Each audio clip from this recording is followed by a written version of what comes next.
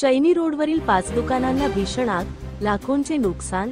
धुळे शहरातील चैनी रोडवरील 5 कंदील परिसरात सोमवारी पहाटे 5 वाजेच्या सुमारास शॉर्ट सर्किटमुळे भीषण आग लागली। या दुर्घटनेत 5 दुकाने जळून खाक झाली असून अंदाजे 10 ते 15 लाख रुपयांचे नुकसान झाले आहे।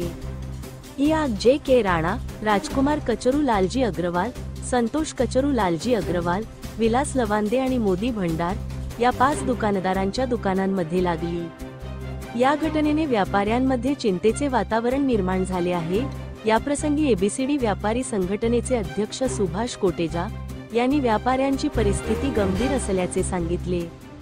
त्यांनी महाराष्ट्र शासनाला विनंती करताना सांगितले की या व्यापाऱ्यांचे संपूर्ण कुटुंब या व्यवसायावर अवलंबून आहे, त्यांच्या उपजीविकेवर मोठा परिणाम झाला असून शासनाने तातडीने त्यांना आर्थिक मदत द्यावी।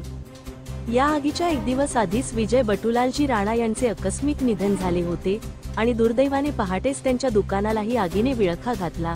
यामुळे त्यांच्या कुटुंबावर दुहेरी संकट कोसळले आहे।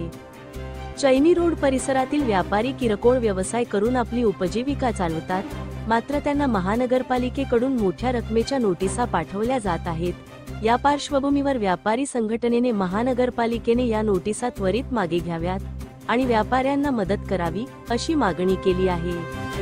गेल्या 4-5 वर्षांपासून या भागात आगीच्या घटनांचे प्रमाण वाढले आहे, त्यामुळे प्रशासनाने या परिसरातील सुरक्षा उपाययोजना आणि विद्युत यंत्रणांची पाहणी करून व्यापाऱ्यांचे नुकसान टाळण्यासाठी तातडीने पावले उचलावीत अशीही मागणी व्यापारी संघटनेकडून करण्यात आली आहे। धुळे क्राईम न्यूज साठी अब्दुल रहमान मलिक, धुळे। पहाटे 5 वाजता चैनी रोडवरील 5 कंदीलच्या अगदी समोर 5 दुकानांना जवळजवळ रात्री शॉक सर्किटने आग लागलेली आहे।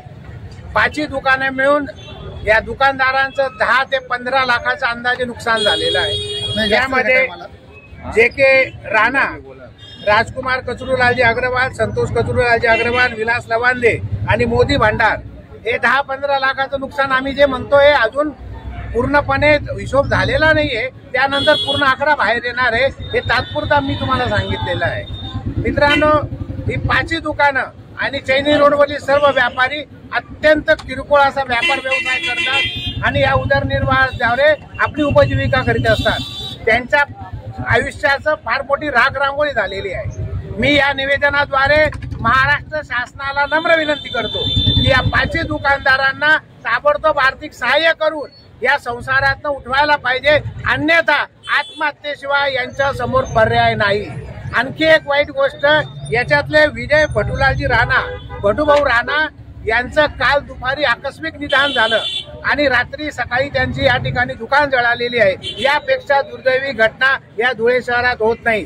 चैनी रोडवरील व्यापारी संकुलाला आग लागण्याचे प्रकार मागील 4-5 वर्षापासून सातत्याने चालू आहे। धुळे महानगरपालिकेला विनंती आहे, या संकुलामध्ये काम करणारे व्यापारी, उदरनिर्वाह करणारे व्यापारी अत्यंत तुटपुंजा उत्पन्नावरती आपलं या ठिकाणी अर्थसहाय्य करत असतात आणि याच्यामध्ये धुळे महानगरपालिकेने मोठमोठ्या रकमांच्या नोटिसा सुद्धा यांना या ठिकाणी दिलेल्या आहेत। मी या व्यापाऱ्यांद्वारे धुळे महानगरपालिकेला आणि महाराष्ट्र शासनाला विनंती करतो की या व्यापाऱ्यांची उपजीविका करता महानगरपालिकेने घेतलेल्या त्या नोटिसा त्वरित मागे घ्याव्यात, यांना उदरनिर्वाहाचं पुन्हा साधन करण्यात यावं आणि या 5ही दुकानदारांचं जे फार मोठ्या प्रमाणावरती नुकसान झालेलं आहे त्याला अर्थसहाय्य देण्यात यावं अशी या संपूर्ण व्यापाऱ्यांतर्फे मी एबीसीडी व्यापारी असोसिएशनचा अध्यक्ष सुभाष कोटेचा या नात्याने पुन्हा एकदा विनंती करत आहे। जय हिंद, जय महाराष्ट्र।